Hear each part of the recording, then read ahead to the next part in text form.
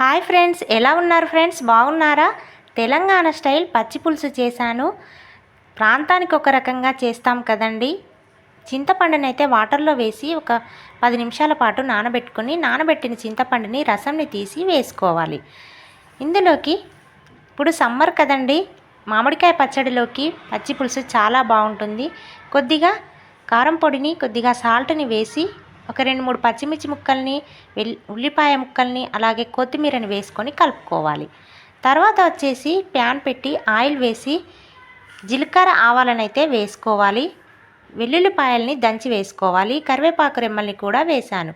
వెల్లుల్లిపాయలు ఉంటేనే టేస్ట్ ఉంటుందండి పచ్చి పులుసు వచ్చేసి. ఇందులోకి పసుపు వేసుకొని పోపునైతే చేశాను. ఇప్పుడు పోపు చేసాం కదా, చేసుకున్న పోపుని ఇప్పుడు పచ్చి పులుసులోకి వేసుకొని కలుపుకోవాలి.